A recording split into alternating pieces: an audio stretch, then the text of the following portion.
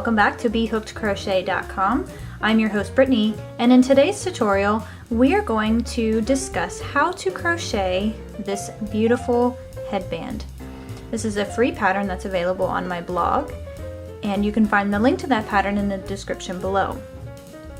For this tutorial, you will need approximately 80 yards of any kind of worsted weight yarn that you choose, a size 5mm crochet hook, a darning needle, a pair of scissors, and one button.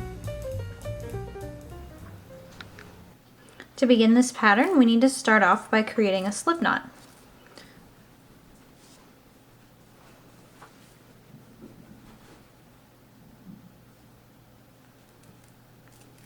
Now we simply need to place the loop on our hook, tighten up on your working yarn, and we're ready to go. Now for those of you following along with the written pattern, we're going to start off by chaining 6.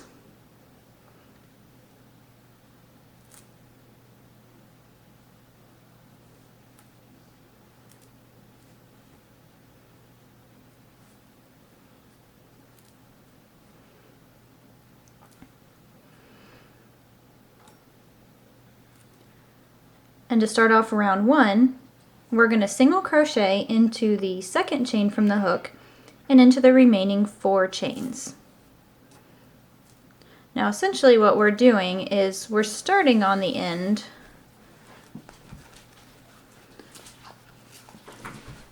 where the button is attached. And as you can see, we start out relatively small and we increase until we reach a certain number of stitches, and then we start our woven pattern.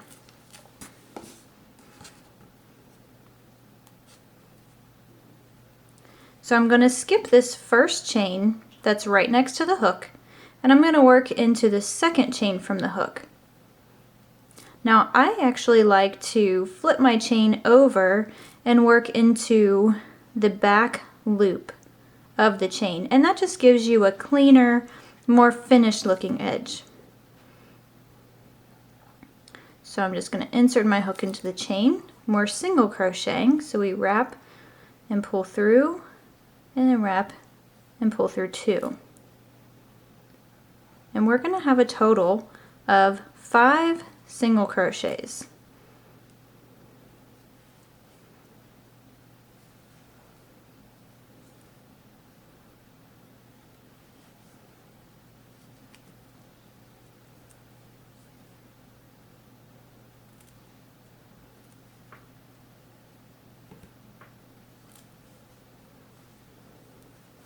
And that completes row 1.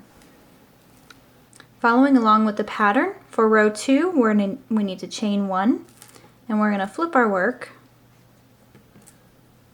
and we are going to single crochet into the same stitch where our chain 1 is coming from. So we're going to insert our hook into this very first stitch and single crochet.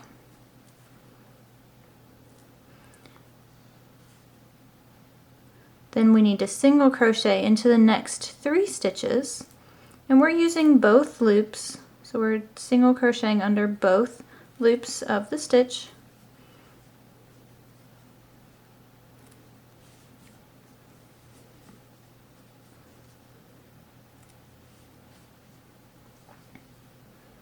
And in this last stitch we're going to create an increase. So we are going to single crochet 2 stitches into this very last stitch.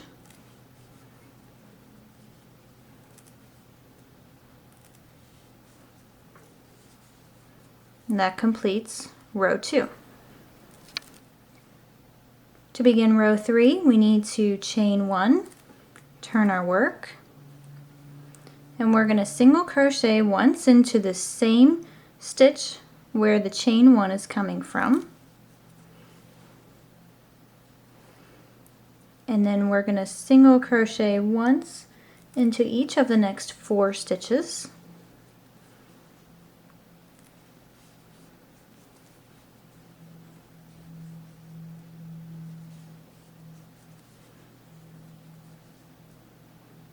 And again in the last stitch we're going to increase by crocheting 2 times into this very last stitch.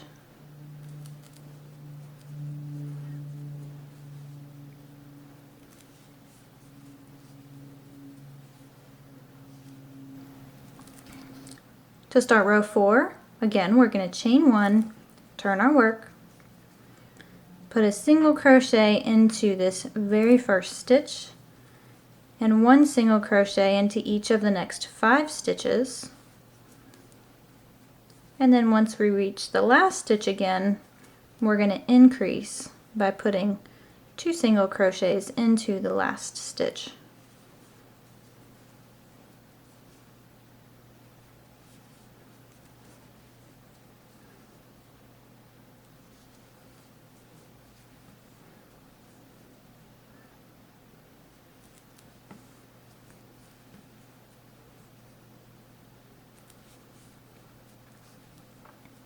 And that completes row 4. Row 5, we're going to chain 1 again, turn our work, 1 single crochet into this very first stitch, and 1 into each of the next 6 stitches,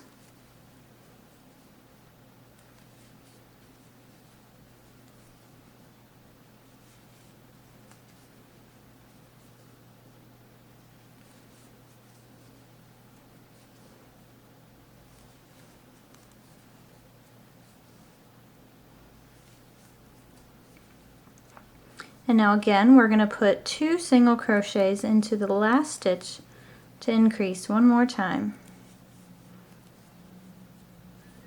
And that finishes row 5. For row 6, we want to chain 1 again, turn our work. We're going to single crochet again into this very first stitch, and 1 into each of the next 7 stitches.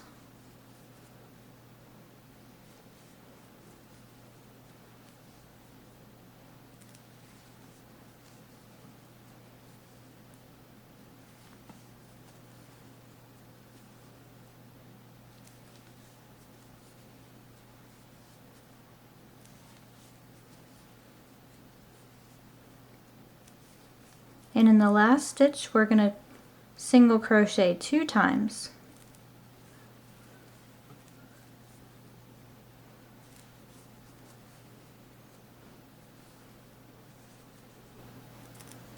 For row 7, we're going to chain 1, turn our work, single crochet into this first stitch with the chain,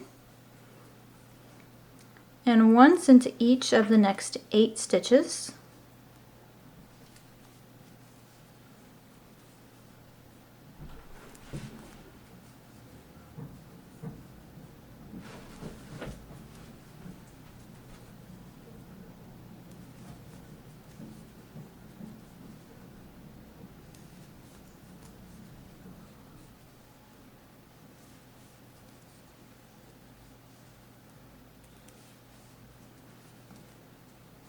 And we're going to put 2 single crochets into the last stitch.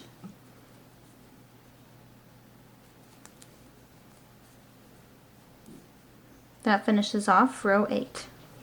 Row 9 is the last row that we're going to increase before we start the woven stitch pattern. So again, we're going to chain 1, turn our work, single crochet once into that very first stitch, and single crochet once into each of the next 9 stitches.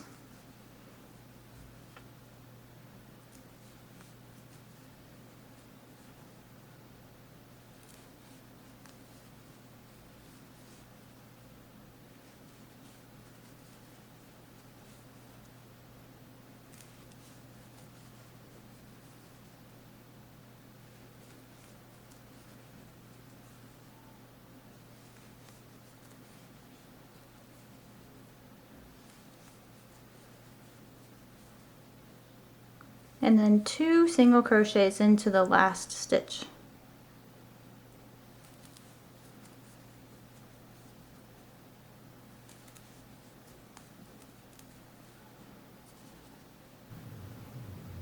To begin the woven pattern, we want to start off by chaining 2, and we're going to turn our work. And now the woven stitch is worked in an even multiple. So if you're using this stitch for anything else, as long as you have an even number of stitches, you're just fine. essentially what we're going to do is work 2 stitches into one, and then we're going to skip the next one. And so figuring out where to work, sometimes you have to think about it a little bit. We have our chain 2 coming from this very last stitch right here. And so we're going to be skipping this one, and we're going to work into the next stitch. And to do the woven stitch, we first need to yarn over. We'll insert our hook into the stitch, and we're going under both loops, and then we'll yarn over and pull up a loop. And now here's where things get a little bit different. We're going to take this last loop that we drew up, and we're going to pull it through this middle one. So without yarning over anything, we're just going to work that loop through the middle loop. Now with 2 loops remaining on our hook, we're going to yarn over and pull through 2 to finish off that portion of the stitch. Now as I said, we're working 2 stitches in one, so to do the next one, again we want to yarn over, insert our hook into the same stitch, yarn over and pull up a loop, and then now we're going to pull this last loop through both of the loops on our hook. So no yarning over, just pull that directly through, and sometimes you may have to work them through one at a time to keep from dropping them off of your hook, and that's perfectly fine. Now as I said, we need to skip the very next stitch, and we're going to work into the stitch right after that. So we're going to yarn over, skip this stitch, work into this one, yarn over, pull up a loop, pull that loop through the middle, yarn over and pull through 2. Now we're going to do the second stitch. We yarn over, insert our hook into the same stitch, yarn over, pull up your loop, and then pull that through the remaining 2 loops on your hook. And we're just going to repeat this pattern across the row. We're going to skip this one, work into the next. I find that when you pull up your loops, if you kind of do that exaggerated a little bit, then it's easier to work them, to work that last stitch into the remaining stitches. If you have your loops a little too tight, like if you've got them here, it's going to get really difficult to work that last loop through. So I find if I pull up on it a little bit, and I use my fingers, my thumb and my middle finger of my yarn hand to kind of guide things where they're supposed to go. And you'll find your own way of doing this. This is just one way that I found it makes it easier. We're going to skip this stitch, work into this one.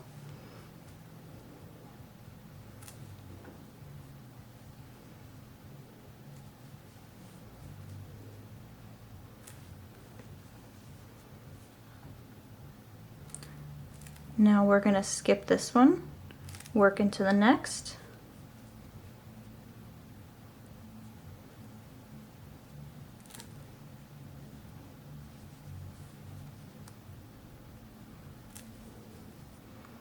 And we're going to skip this one and work into the last stitch. If you've been doing your count correctly, you should end up so that you can skip a stitch and you're working into the last stitch.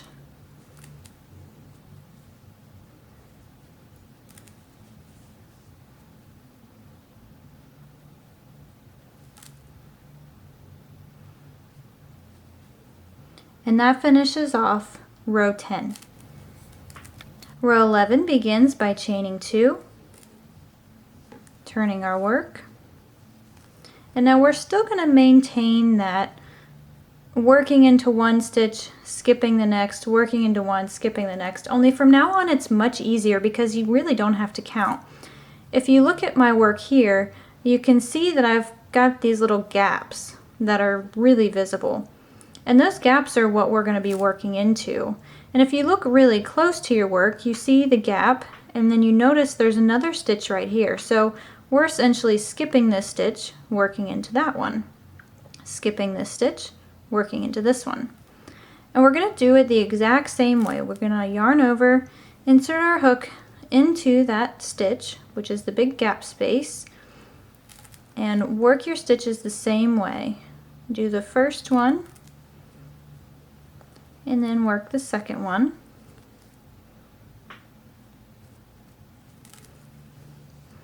And then we're gonna skip this stitch here. We're gonna work into this next big gap space.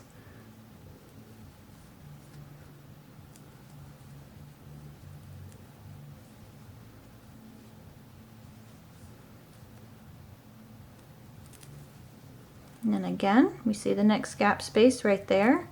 So that's how we know where we want to work.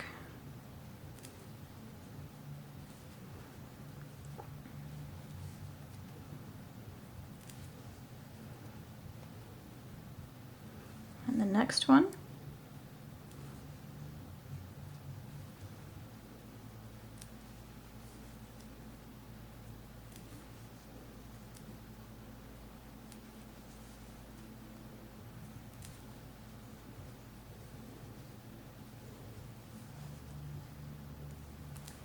Okay, and once you reach the end, you notice, well, I don't really have a noticeable gap space to work into, so you're probably thinking, where exactly am I going to work? Now, you might be inclined to work into the chain 2. So if you look right here, this is my 1 and my 2, my chains that I created at the beginning of that first row. And this isn't technically wrong. You can do this.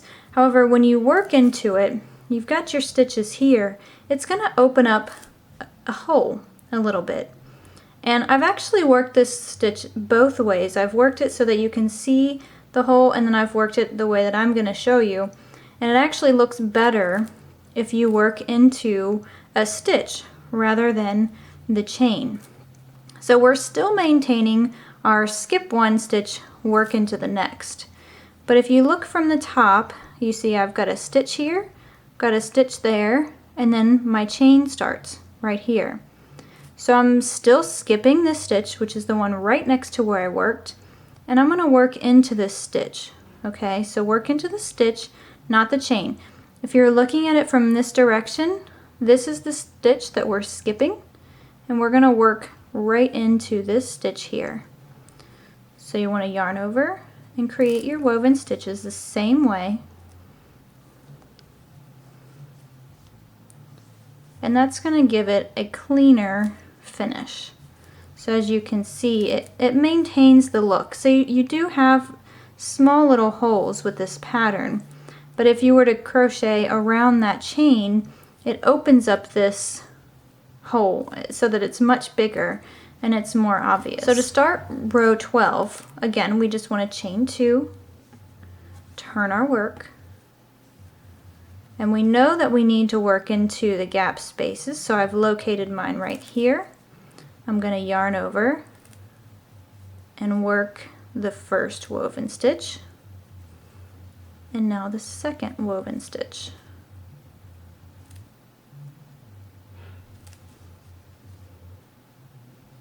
And then work the next one.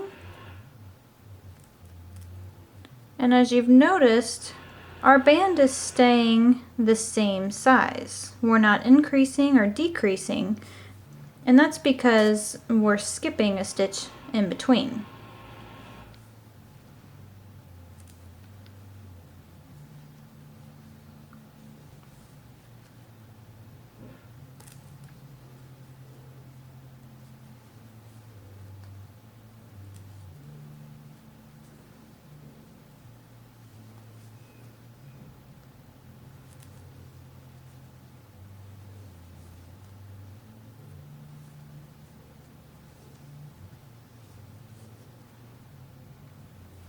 Now we've come to the edge again, so we remember we don't want to work into the chain, we want to work into the stitch. So we're skipping this stitch right here, and we're working into this stitch right here. And sometimes it might be easier to find the stitch looking at your work from the top until you get the hang of it.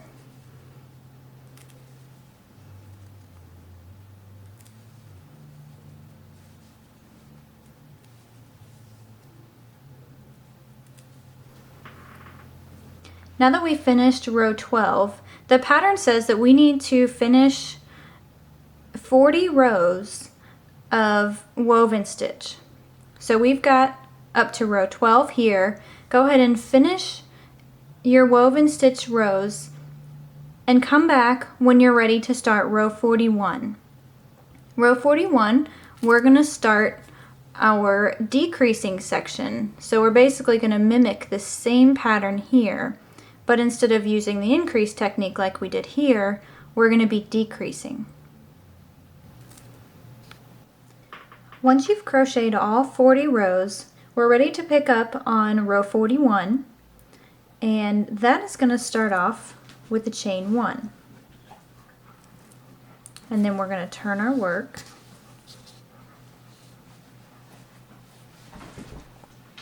And now we need to single crochet 1 time into every single stitch, and we should have a total of 12.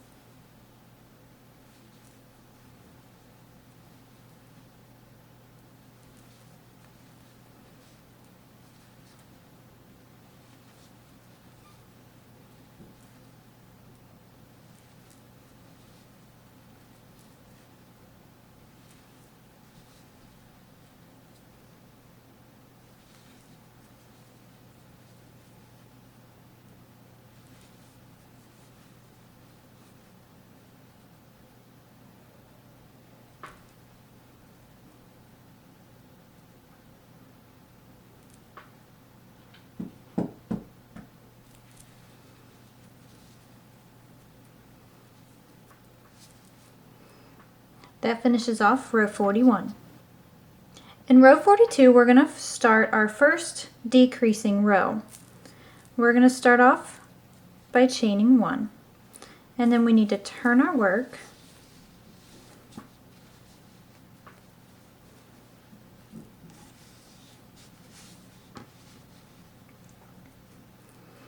and now we're going to start off by doing a single crochet decrease. To do that, we're going to insert our hook into the first stitch. We're going to yarn over and pull up a loop, and then we're going to insert our hook into the next stitch, yarn over and pull up a loop. So you should have 3 loops on your hook. Then we'll yarn over and pull through all 3. Now we're going to crochet a single crochet 1 time into each of the remaining stitches.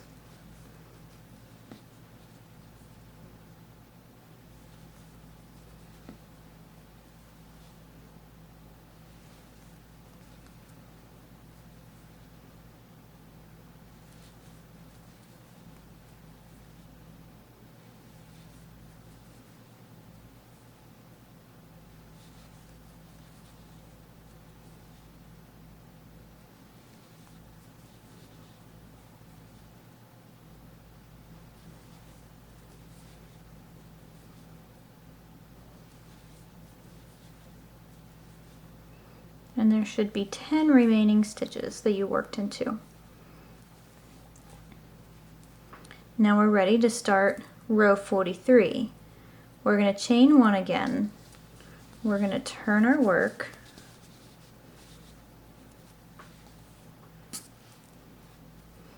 We're going to do a single crochet decrease, again, just like we did in the first 2 stitches. We're going to insert our hook, yarn over, pull up a loop, insert our hook into the next stitch, yarn over, pull up a loop, yarn over, then pull through all 3. Now we're going to single crochet 1 time into the remaining 9 stitches.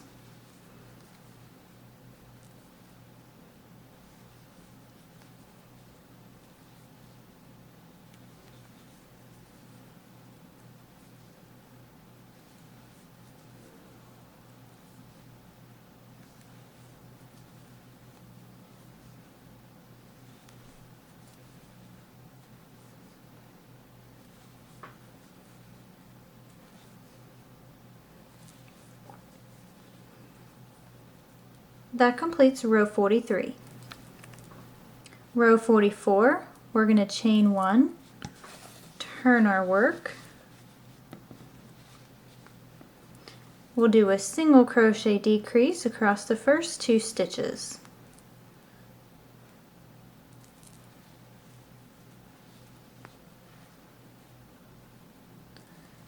And now we'll single crochet once into the remaining 8 stitches.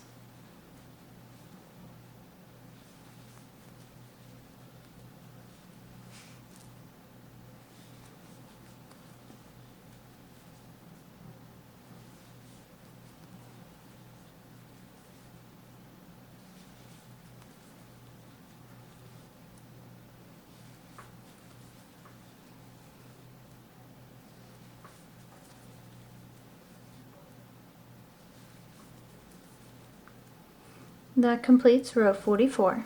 For row 45, we're going to chain 1 again, turn our work,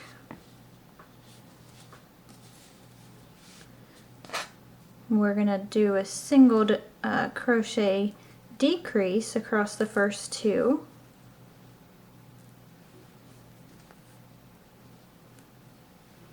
and then single crochet once into each of the next 7 stitches.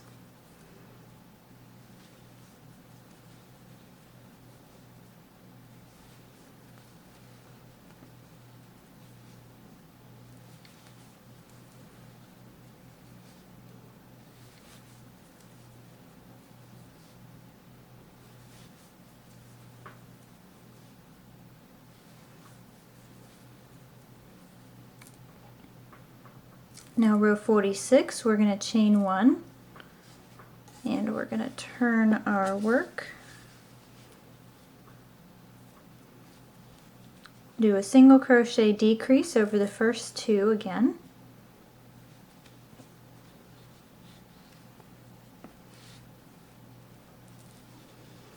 and now single crochet 1 time into each of the remaining 6 stitches.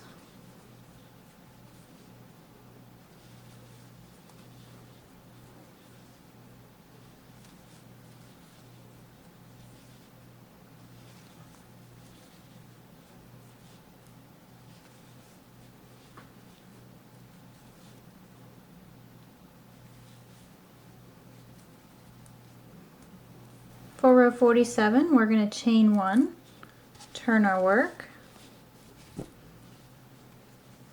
do a single crochet decrease across the first 2 stitches,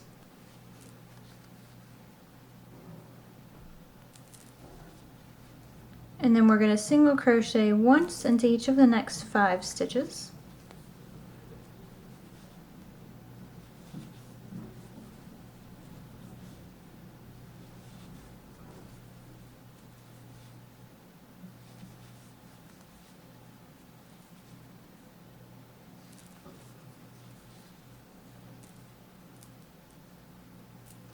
Now we should have a total of 6 stitches,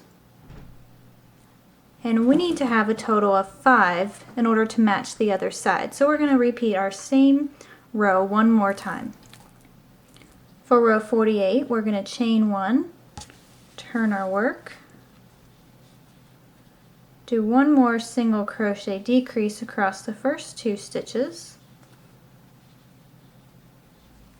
and then single crochet 1 time into each of the next 4 stitches.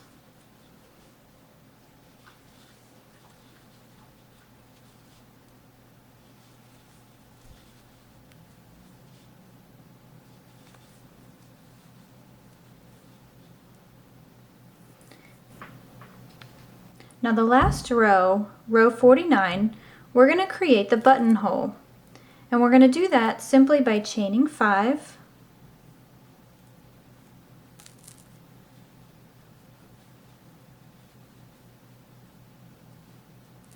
and we're going to turn our work, and now we're going to join our chain to the very last stitch on the other side of the piece, and we're going to do so by joining with the slip stitch. So insert your hook directly into that stitch, yarn over and pull through and then pull that loop through the same loop that was already on your hook. And there, now we've created a buttonhole. From here, we're going to bind off, so leave yourself 4 to 5 inches or so.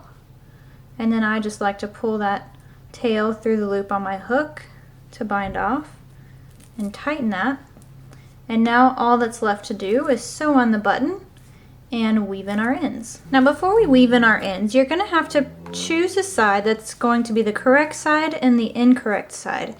And virtually it's going to be the same on both sides because the woven stitch is reversible and the single crochet portion, as you can see, looks the same on both sides. So you just simply want to take your darning needle, and I'm going to turn this around, and I like to kind of come back down the side from my chain, and that's going to secure the chain in a little bit more so it looks more natural. And then I'm going to work under basically the last row of single crochet. I'm just going to put my darning needle through all of those stitches, and then I'm going to turn it around. I'm going to skip this little loop here so I don't undo what I've done, and I'm going to work back through the same stitches. And I'll just do this a couple times depending on how long of a tail you left. You should be able to weave this in maybe 3 times or so, and that should be plenty secure enough.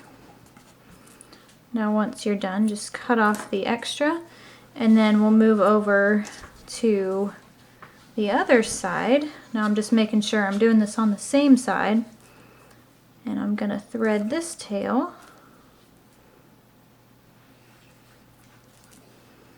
And I'm going to do this basically the same that I did on the other side. I'm going to come down, basically jump down a row, and then I'm going to work into those stitches directly across. Now this tail for me isn't as long as the one that I had before, so I can probably only weave through twice. And that's perfectly fine. It should still be plenty secure. And then we'll cut this extra portion off. And now at this point we can go ahead and sew on the button. And you want to sew the button so that it's on the right side. So I've flipped mine over. I'm going to sew it on the opposite end of my loop that I created, the buttonhole. And I'm using a relatively large button, and I'm doing that because the chain 5 is relatively big. You want to make sure that you have a button that is going to be large enough that this chaining of 5 isn't going to slip right off. Okay, so I believe this button is probably about 1.5 inches or so.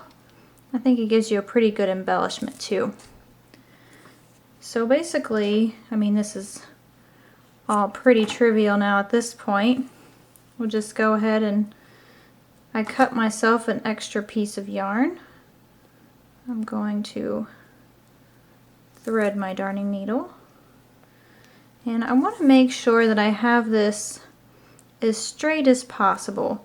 I like to leave some work underneath the button rather than coming down and sewing it on to the very end. I feel like it gives it a little bit more security. And you can also wrap this around your head to gauge the size. Now if this size is a little bit too big, then you can move your button up a little bit and that will shorten things up. Or if it's a little too long, you can move it down the end here to make it a little bit bigger. So once you have it in place, you just want to come from the opposite side, come from the back, kind of wiggle it around until you find your buttonhole. And these darning needles don't fit. once you have your button in position, you just want to come through the back side and go through one of the buttonholes and then pull that through and then go back down through the opposite buttonhole. And for extra security, I'm going to do that twice. Now there is going to be some stress on this button, especially when you first put it over your head. It's going to stretch, so you want to make sure it holds up. So I'm just going to do that 2 times and then just simply tie it off on the back.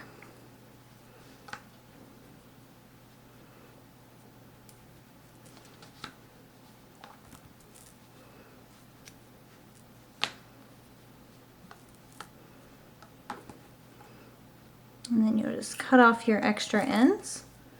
And we are all finished. This headband is a super cool design. It's really quick and really easy.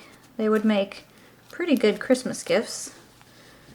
And definitely a nice winter accessory. Stay tuned for more videos from bhookedcrochet.com.